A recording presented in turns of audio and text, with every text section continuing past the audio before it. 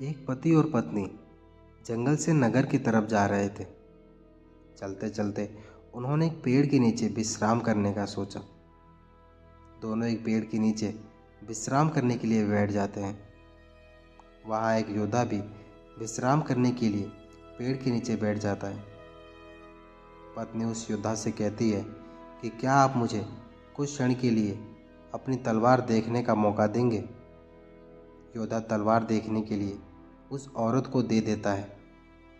औरत तलवार पकड़ते ही अपने पति का गला काट देती है और नगर की तरफ भागती है। औरत राजा के पास जाकर कहती है कि इस योद्धा ने मेरे पति को मार डाला है। औरत की बात सुनकर राजा ने उस योद्धा की दोनों बाजुओं को काट देने को कहा ताकि वह कभी भी तलवार ना चला पाए। योद्धा की दोनों बाजुओं को काटकर उसे छोड़ दिया जाता है। योद्धा उस पीड़ा और अपमान से इतना दुखी हो जाता है कि वो आत्महत्या करने की सोचता है। वो आत्महत्या करने ही जाता है कि रास्ते में उसे एक साधु मिलते हैं। साधु योद्धा को ऐसे देखकर पूछते हैं कि बेटा, तुम ऐसा कदम क्यों उठाने जा रहे हो। योद्धा ने साधु को पूरी बात बताई। साधु योद्धा को उसके पूर्व जन्म की कहानी सुनाते हैं।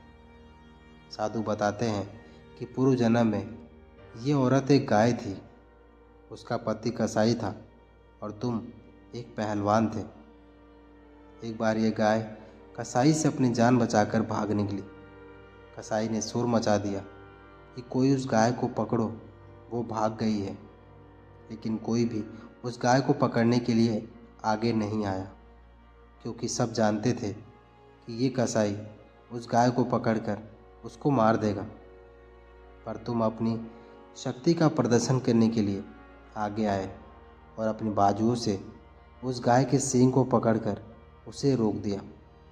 इस तरह से तुमने गाय को रोककर उसको कसाई के हवाले कर दिया।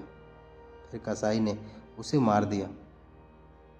ये औरत उसकी पत्नी के रूप में उस कसाई से, जो कि इस जन्म में उसका पति था, उससे अपना बदला लेने आई थी। तुमने उस गाय को अपनी बाजू से पकड़ा था, इसीलिए उसने तुम्हारी बाजू कटवा दी। तुम्हें अपने पिछले जन्म की कर्मों की सज़ा इस जन्म में भोगनी पड़ रही है। इसीलिए कहते हैं कि हमें हमेशा अच्छे कर्म करने चाहिए, क्योंकि हमें अपने कर्म के फल तो भोगने ही पड़ते हैं। इस जन्म में नहीं तो अगले जन्म में हमारे कर्म का फल हमें ज़रूर मिलता है।